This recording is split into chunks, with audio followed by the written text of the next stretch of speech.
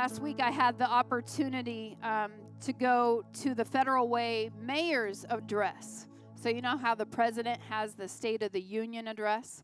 Well, I didn't know this, but the mayor of Federal Way, thank you, has a State of the City address. So I thought, I'm going to check it out. I'm going to see what the guy's got to say, right?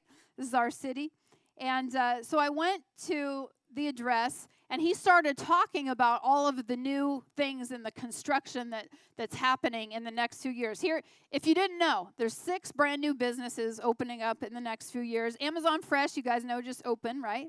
I love Amazon Fresh. I feel a little guilty. You know, I walk in there with my phone. Anybody been in there yet? You just walk in and scan your phone, and like the doors open, and then you just grab your stuff and you scan your phone and leave. And I'm always kind of like looking over my shoulder because I feel like, you know, what if it didn't scan? Are they going to come and get me? Like, I just feel guilty, even though I know I paid. So Amazon Fresh, Dick's Burgers. Somebody like Dick's? We got some Dick's fans in the house. Smith Brothers Dairy is relocating from Kent to Federal Way. There's Burlington Coat Factory going to be opening up. The light rail that ends right outside of the mall right here, the light rail will be open in 2025. Get this, it's going to bring 30,000 more people to Federal Way every single day. 30,000 is what they're projecting. Right across the street here, there's a beautiful performing arts center. That's where the mayor gave his address. They're planning a beautiful downtown. You ever notice that Federal Way doesn't really have a downtown? I was like, it's just a bunch, it's like the mall and shops. They're going to create an actual downtown right across the street.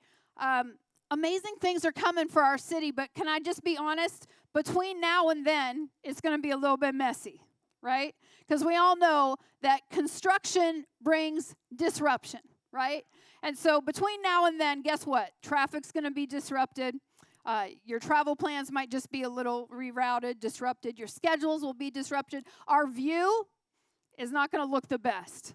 But after the fact, we're going to love it. It's going to be great. You know, we can't get the convenience without being inconvenienced, right? In construction season, they come as a package deal. You know, the same is true in our lives. God wants to come in and change us and rearrange us. But oftentimes, we don't realize that we're inviting disruption into our lives. When we say, God, have your way in my life, we're saying, hey, God, come and make a mess, right? Let's be honest. That's really what we're saying. We're saying, God, come and mess me up. Anybody tracking with the revival breaking out in Asbury? Okay, so you guys know those reality TV shows like Storm Chasers, you know? Like, there's revival chasers, and, like, there are thousands of people. Our pastor, you know your pastor has a pastor, right? My pastor, Pastor Brandon Beals, who pastors a church up at Venture Church, he went down there last week, and he texted me. He says, I'm at the Asbury Revival praying for the table and believing for revival.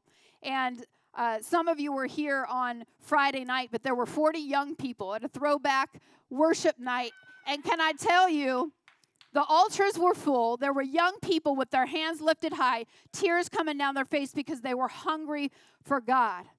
We don't have to be revival chasers. God told me, hey, you don't have to look out that. You don't get a plane and fly to Kentucky. Nobody got time for that, right?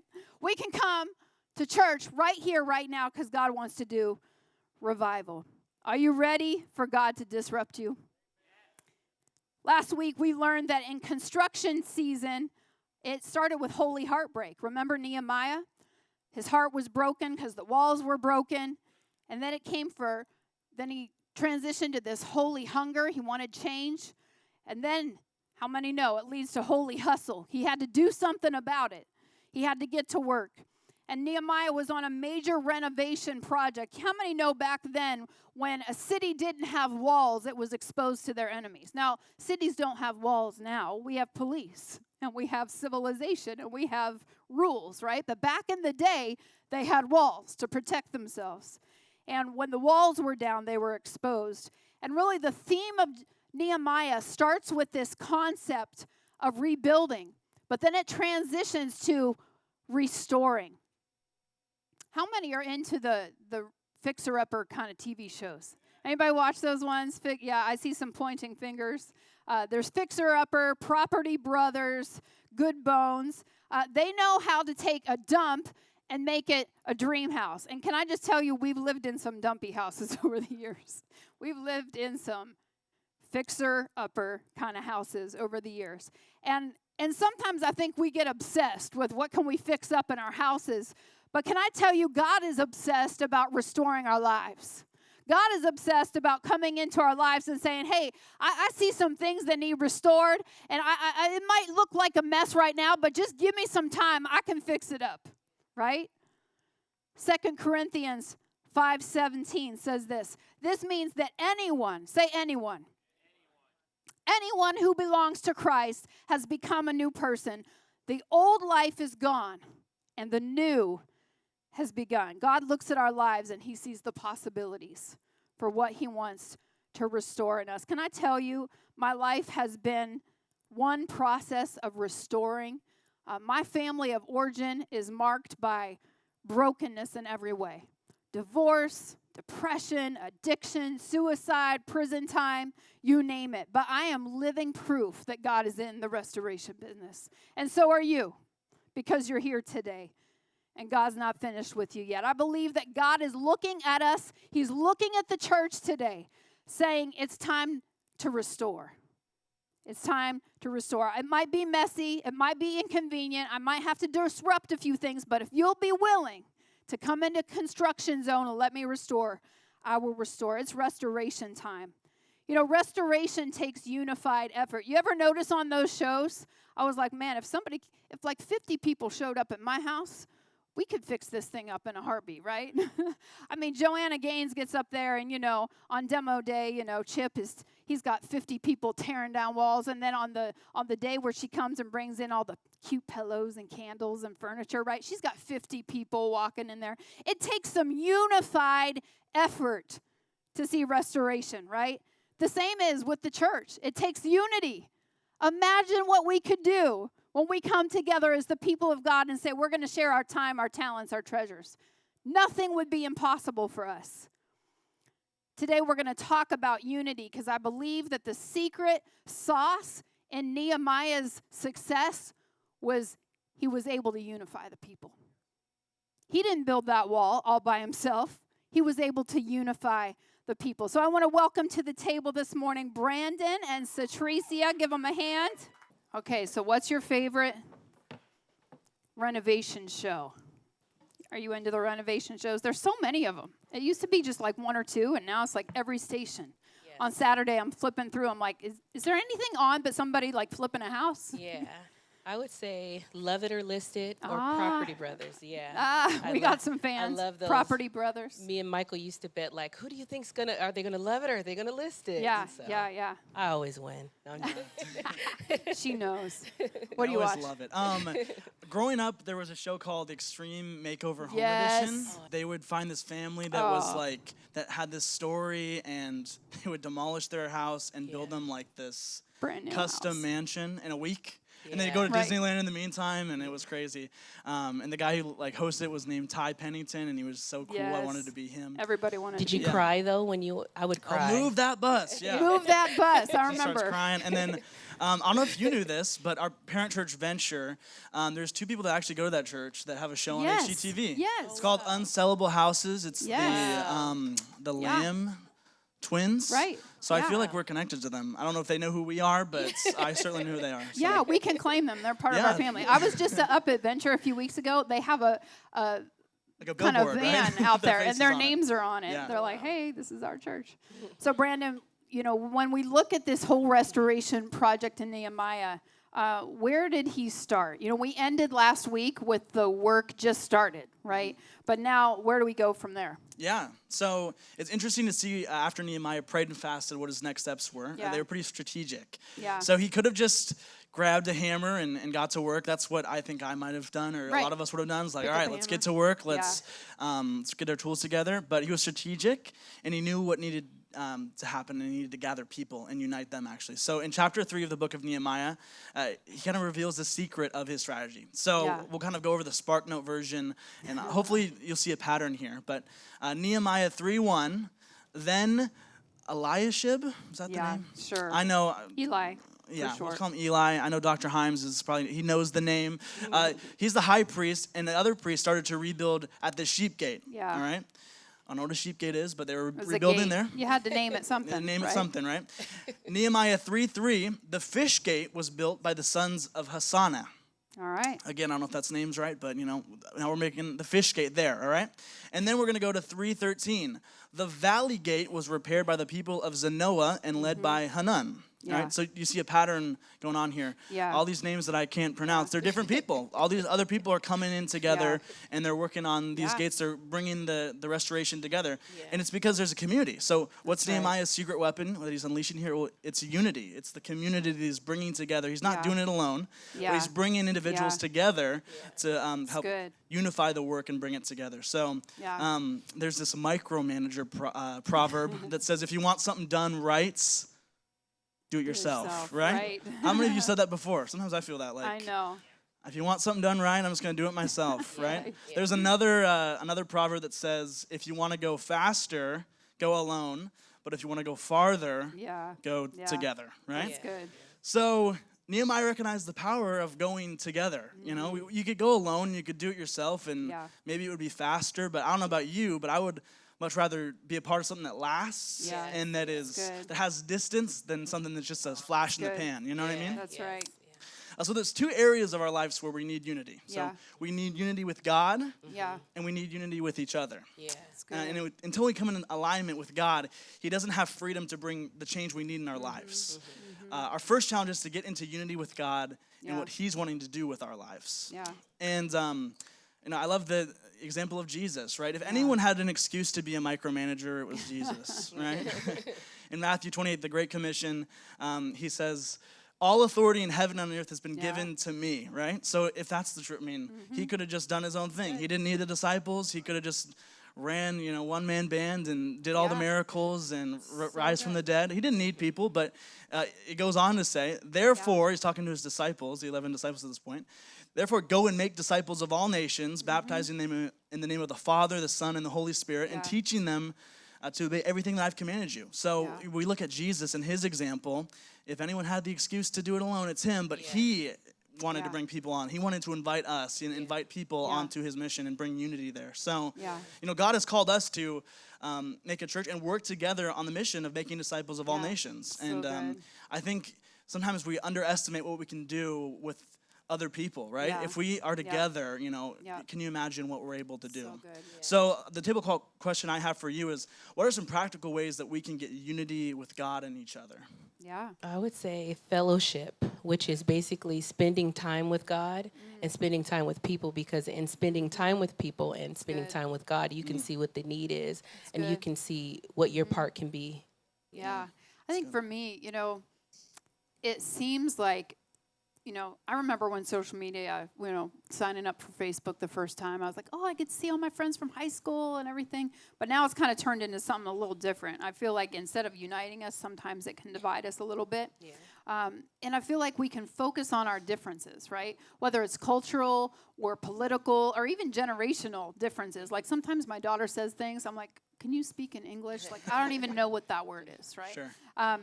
But what if we focused on all the ways that we are more alike? Because I believe that we have more in common in our common faith in Jesus than we do our differences. And I think that's one of the things that the faith community, we can hone in on. Yeah. So Cedtrecia, we'll have you move us forward. What's the other area of unity that they had? So not long after they started to build the wall, there were some people, one was named Sanballat. They came and they started saying all kind of crazy stuff. It was a lot of crazy There's always stuff. haters out there, right? There's always always, haters. no matter what you're doing that's Yeah. good or how good it is, there's Right. always someone that has something to say. That's right. I even think about, there's this video, I don't know if you guys know who Mr. Beast is. He's somebody on YouTube. man. I love Mr. Beast. But he did something where he healed 1,000 people's sight because he paid for them to get this surgery done. LASIK, So they yeah, I can saw see. that. Yeah, Ooh. and people still had negative things to say about that. There's dislikes on that video, yeah. Yeah, Right. there's 1,000 people who can see now, and people were Oh upset my about goodness. that. And so no matter what you do, whether it's for God or whether it's just for good, there's always going to be someone who has something negative to say. Yeah. But our part is, how are we going to respond to the negativity? Yeah. Are we going to go off, you know, because we can go off? Are we going to get discouraged? Yeah. Are we going to believe the lies? Because a Right. lot of times people will discourage us by saying lies. Like the guy Sanballat, he was saying, oh, they're scrawny little Right. Israelite or Jews, you You know. can't do this. You Yeah. can't do this, you know. So are we going to believe the lies? Yeah. Or are we going to Yeah. do what Nehemiah did? And what Right. Nehemiah did is found in Nehemiah 4:4. It says, then I prayed, hear us, O God, for we are being mocked. Wow. So what Nehemiah did, he prayed first. A lot of times we use prayer as the last resort. We're like, oh, there's Yeah. nothing left to do. Yeah. Now we might as well pray. Yeah. Right. But no, it's supposed to be the first line of That's defense. right. Sometimes we live our lives so selfish and self-centered that Yeah. we think it's all about us. Right. We think we have all the great ideas. We Right. think we have the plan. And in some Right. areas, God does gift us Yeah. with wisdom to know how to get things done. Yeah. But that at the end of the day, we should be following Jesus. Yeah. We Yeah. shouldn't be writing the story. Right. So if we follow what Nehemiah did, he prayed first to ask for instruction. Yeah. I'm sure he could have came up with Yeah. something like, let's go get him, let's attack him, let's Right. beat him up. Right. But he prayed, and so that was his first defense. Yeah. How can we make prayer our first line of defense instead of our last? How would you Yeah. guys say that? Yeah. That's good. You know, I have, friends and family that, don't really have a close relationship with God. And even I'm in this camp sometimes where I'm not the first, I'm not going to pray first. Sometimes I Yeah. want to figure it out myself. But Yeah. these people sometimes, when they come to you and they're like, hey, will you pray with me? It's like, oh, man, like, you're desperate. Like, you don't Yeah. pray, but you're Yeah. asking for prayer. So Yeah.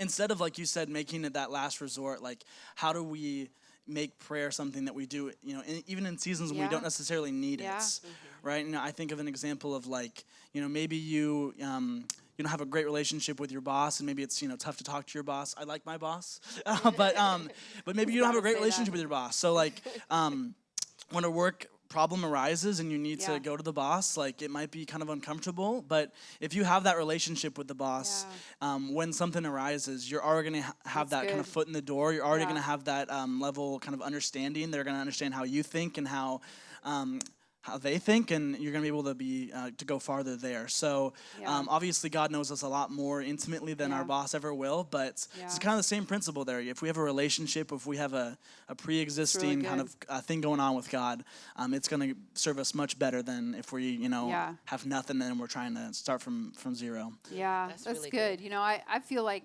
God's been talking to me about prayer, saying, hey, look at prayer like food. Like, how many of you just were honest and say you like to eat every day? Anybody else? Like, I don't know. If I skip a day, I'm just like, wait a minute, something's missing from my life here. What is it? Yeah. And so I actually, at the beginning of the year, I got this little book. It's just a little prayer book, and it has a little prayer for morning, noon, and dinner, and evening. And so I've just been trying to do the discipline, like when I eat, I'm going to take a moment, just 5 minutes, and pause and just pray and reconnect with Jesus. I'm not going to wait till Sunday, right? And come and try to fit it all in here, right? I'm going to treat prayer like food, because if you think about it, Jesus said, when his disciples said, hey, where did you go? And did you go get something to eat? Jesus said, I have food to eat that you all don't know nothing about, right? Yes, Yeah. yeah. He said, I can connect with Jesus. And one time, true story, I fasted. I did an actual, extended fast. And how many know you get hungry when you fast? Sure. And so it was several days into this fast. I was just doing liquid fast. And the Lord told me, I was feeling hungry, and the Lord said, go read the book of Ephesians. Now, I like those real short books, that they're just like 2 pages long. So I went and I sat down and I pulled it out. I was like, okay, Lord. And so I sat down and I read it. It probably took me maybe 10 minutes, maybe 15. I kid you not. When I was done reading, I felt satisfied. Yeah. I felt like I had just eaten a steak dinner, because something about prayer and connecting with God, it fills you up. So, Yeah. So Nehemiah knew that it would take unity and prayer Yeah. for the restoration to happen. that's good. The only thing a lot of times that can stop the work that God's doing in us and through us Yeah. is us giving up, believing the lies that the enemy says, just like how Sandlot came with those different lies. A lot of times we get stopped because we believe the lie of the enemy that says that we're either not enough, we're not good enough, we can't do it, we don't have enough help, we're going to fail at this, and we end up giving up. Right. And another way that that stops the work that God wants to do through us and in us is our own relying on ourselves, our own wisdom. I got this. I can get this done. I know I'm guilty of that a lot of the times. A lot of times I think because I'm a person who thinks quick on my toes, I'm like, oh, I can just get this done. And then I get so overwhelmed, and then God's like, but you're relying on your own strength. You didn't ask me how to do it because I would have gave you an easier way, or I would have given you strength to do it the hard way. And so instead of relying on our own strength, we have to go to God in prayer about everything concerning our life, because he'll direct us and he'll lead us in the path that's going to grow us and continue the restoration that he wants to do in us and then also through us. So, let's be people of prayer. This week, we're actually starting, we're going to be praying over people's prayer requests. So if you have prayer requests, you can put them in the bucket.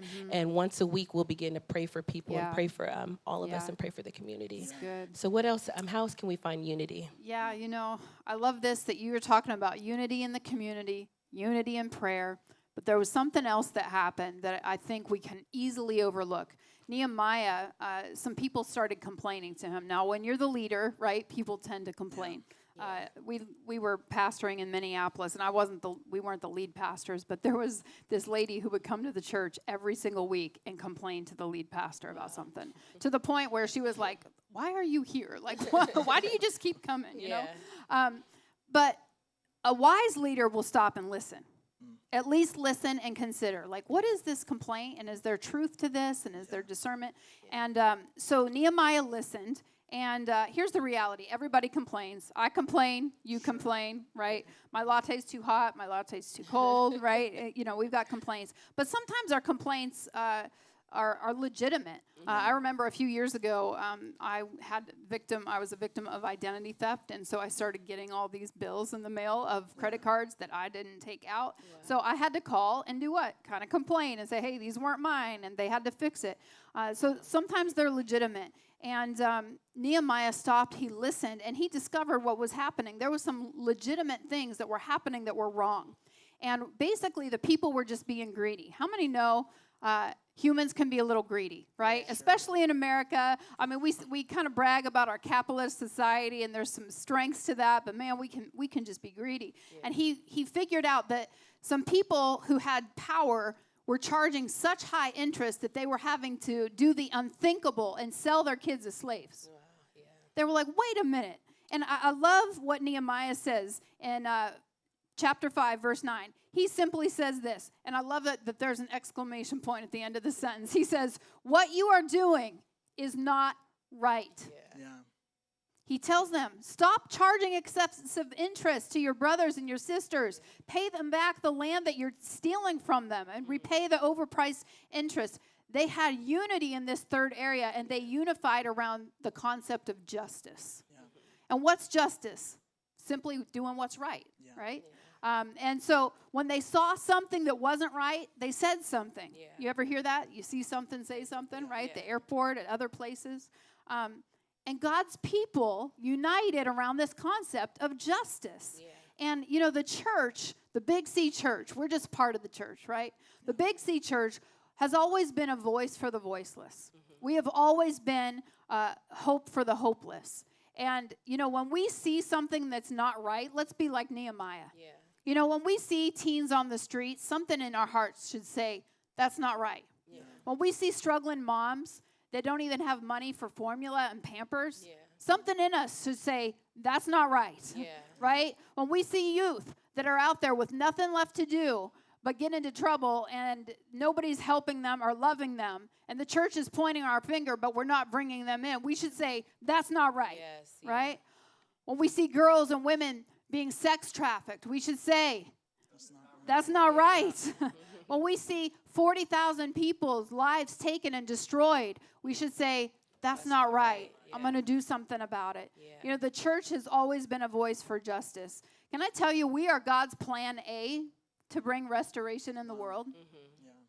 Yeah. You ever look around at hospitals, the names of hospitals, St. Mary's? I was born in St. Elizabeth's Hospital back in Ohio. So many orphanages and churches in the Salvation Army. God's people have always been people of compassion. Yeah. And how can we be more like Nehemiah to recognize injustice and do something about it? Yeah.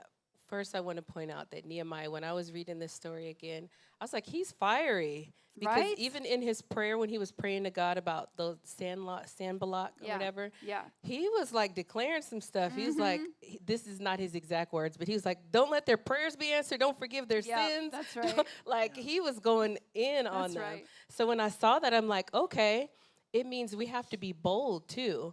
When we speak up and say something, it's always uncomfortable. Yeah. I'm not like naturally a confrontational person. Yeah. I would rather choose peace or just not say anything. Right. But God, in the last couple years, he's been showing me that you have to be uncomfortable. You're going to have to speak up for things that are not right because that's how we grow. That's right. And then there's people who can't speak up for themselves. That's so if you have the ability, you have to be willing to be uncomfortable. You have to be willing to be the bad guy. You have to be willing to be the oddball, always bringing up, the issue. You have to be willing to be that person. In order for us to truly restore the community. That's good. Yeah, that's good. It might just be human nature or our society, but vulnerability is one of those things that it's just been so villainized. Don't be vulnerable at all. In order to get ahead in the world, you have to be, you have to put on a front, and you can't show your weaknesses. And I think that's been so damaging for us, because if we're going to be honest here, we all have stories, and a part of our stories is pain that really paints us sometimes. Yeah. And instead of saying, don't, forget about your pain, forget about the tough stuff that's happened, what if we used our pain as sort of, maybe filters that we can put on and be able to see other people's story, because our story might not be the same as someone else, but our pain that we've experienced in our life might be able to give us a perspective that we can see into their lives and kind of see how they're feeling, rather than just be so blind to it because we don't want to come to terms with it ourselves. Instead of that, maybe taking our pain, taking the things that happen to us, and looking through that lens to see sort of the pain that other people are experiencing as well, and being vulnerable with them. Yeah. I grew up, and I'm a survivor of sexual abuse, actually sexual abuse in the church. Stats tell us 1 out of 3 women have been sexually abused. That means like 1 to you through this whole place. That's what stats tell us. And God has just given me a special sensitivity. Sure. People, first of all, who've just experienced church hurt. Anybody, you don't have to raise your hand, but you know what I'm saying. Yeah. There's no church like church hurt, because, the people of God should be the ones caring for you. Yeah. But sometimes the people of God can kind of get a little feisty, a little nasty sometimes. But when we keep our eyes on Jesus, I tell people, if you got church hurt, I'm with you. I'm in line with you. Yeah. But God showed me, keep your eyes on Jesus and not the people, because Jesus is the one that we're here for, right? Yeah. He's the one that never would ever hurt us, right? He's the one that always cares, always loves us, and always protects us. When we come together as a community and we combine, we say this so much, but our time, our talents, our treasures, there's just no limit to see what God can do. And I just want us to have that voice of Nehemiah, to call out injustice, even when it makes us uncomfortable, even when we're the only one. But not just call it out. How many know it's easy to call out things, but to do something about it, right? Yeah. To give. So many people who are kind of out there parading for certain causes, I'm like, oh, I'd love to look at your bank account and see, actually, are you doing anything about that, right? Because it's one thing to say something, but it's another thing to do something. Yes. But we have this awesome privilege as the people of God. And a responsibility to be a voice of justice in the world. I love today how you talked that it starts with that unity of community, that Nehemiah didn't do the work by himself. He pulled together all of these people, and then when people came against him, he said, hey, we're going to unify in prayer, right? And we're not gonna come down, we're not gonna fight it, we're gonna pray through it. But then when he saw something that was wrong, the whole community, he says, hey, we're going to gather around because that's not right. We're going to do what's right. Not just as individuals, but as a community. So thank you, table team, for coming and joining us. Will you give them a hand this morning?